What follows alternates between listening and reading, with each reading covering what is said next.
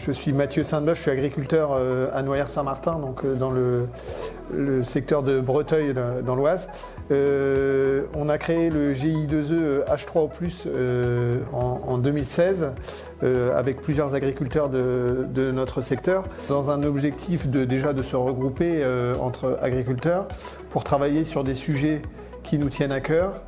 Et donc l'un des principaux sujets de notre GI2E, c'est la qualité de l'eau sur notre environnement. Donc dans l'objectif d'améliorer la qualité de l'eau et de réduire l'impact qu'on peut avoir par nos pratiques sur notre environnement. Et toujours quand même en ayant pour objectif de conserver et même d'améliorer les résultats économiques de nos structures.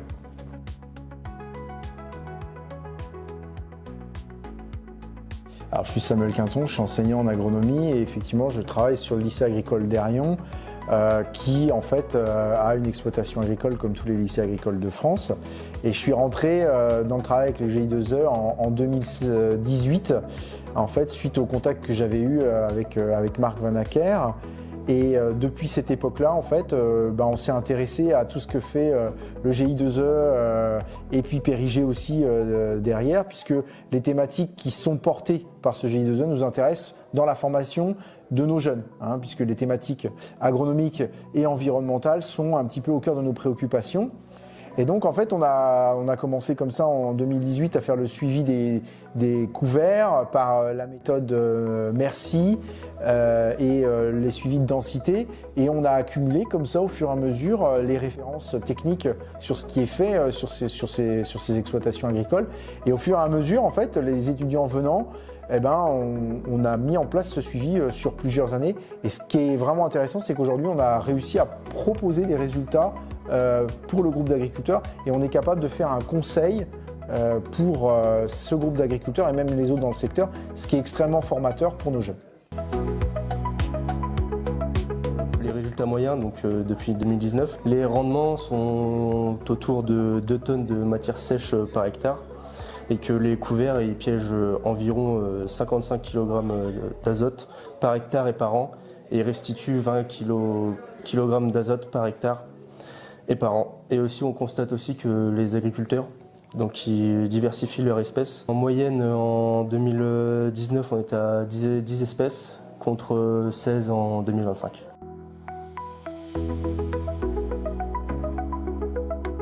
On a fait évoluer nos pratiques pour justement avoir les meilleurs résultats possibles.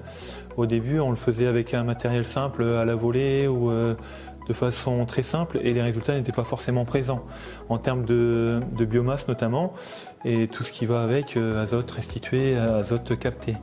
On a fait évoluer nos pratiques pour essayer d'aller vers l'optimal, notamment nous sur du semi-direct, sur d'autres façons, d'autres techniques culturelles pour améliorer les résultats. Et en fait, on s'aperçoit qu'on ne fait plus comme à l'ancienne où c'était une contrainte. Aujourd'hui, on a transformé ça en opportunité et on la cultive comme une vraie culture à part entière. Pas comme une culture intermédiaire, mais comme une culture réelle en vue de restituer des éléments fertilisants. Que ce soit, on parle beaucoup d'azote, mais c'est aussi la matière organique, c'est aussi le phosphore, la potasse, etc. et toutes les autres choses qui vont derrière. Et au-delà de ces résultats agronomiques, c'est aussi nos façons de cultiver qui ont changé et qui nous permettent d'avoir des intercultures qui sont plus longues, qui sont détruites plus tard et qui nous permettent de faire du non-labour par exemple, quoi.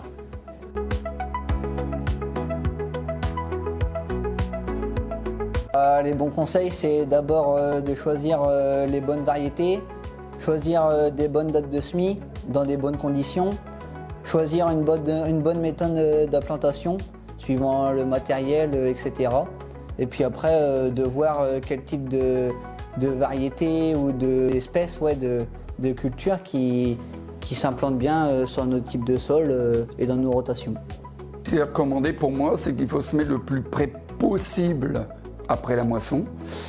Et donc c'est garder l'humidité dans le sol pour avoir une meilleure levée. Après, je pense personnellement que, vu nos résultats, que le semi-direct nous amène un petit avantage, plus que, on va dire, un semis en place et rotative, semoir. Et dans mon cas personnel, j'aimerais bien essayer de ressemer à la volée avant la batteuse, on va dire une semaine avant la moisson. Comme je suis dans une ZAR, et il faut 4 semaines de plus d'implantation de couverts.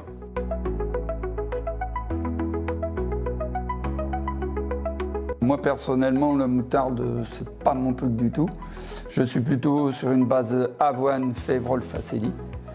Bon, il y a 7 ou 8 espèces dans mes mélanges, mais vraiment la base c'est ça, hein, c'est facélie, avoine et févrole. Donc mettre une légumineuse, pour moi, c'est très important dans un couvert.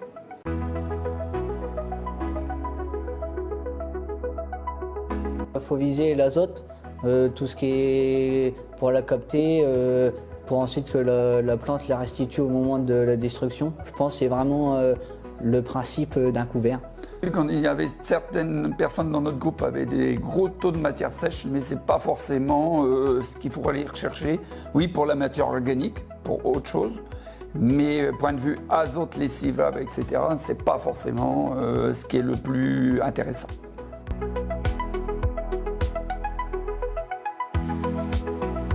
Dans un premier temps, on a protégé l'eau. Donc on sait qu'il y a eu beaucoup de problèmes liés à l'eau par rapport aux épandages de produits phyto et d'épandages d'azote qui se sont retrouvés dans l'eau. Donc les couverts servent dans un premier temps à ça. Après, ça retient la terre, en capte, cas de gros orages, voilà, tout ça est parti. Ça retient la terre, ça restructure le sol. Ça capte l'azote de l'air aussi, oui, ça remet aussi en donc, azote pour les plantes après. Oui, donc ça capte le carbone aussi. Tu remets du carbone dans le sol.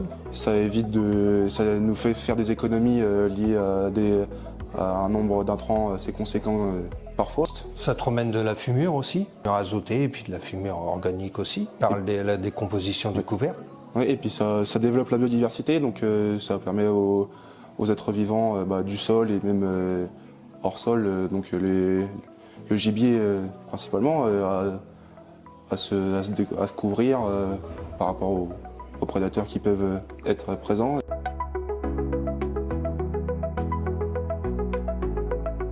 Les pistes, c'est d'arriver à simplifier l'implantation avec un résultat qui soit au bout. Alors ça passe peut-être par les implantations avant moisson, par des semis à la volée, soit avec des semoirs à engrais ou avec des drones. Oui, ça peut être aussi essayer d'autres espèces qu'on n'a pas essayées. Suivant les types de terre, pour ma part, il y a des résultats assez différents. Donc des petites adaptations à faire, je pense à la facélie, au Niger notamment, que j'ai envie d'essayer l'année prochaine. Moi je pense que le semis à la volée, ça reste quand même toujours plus intéressant qu'un semis au drone. Parce qu'un semis au drone, c'est un certain coût. Et puis en même temps, on ne peut pas semer n'importe quelles espèces.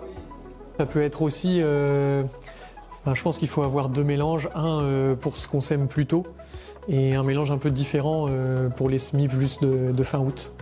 Parce qu'on voit dans les essais que ce n'est pas les mêmes espèces qui sortent du lot en fonction des dates de semis.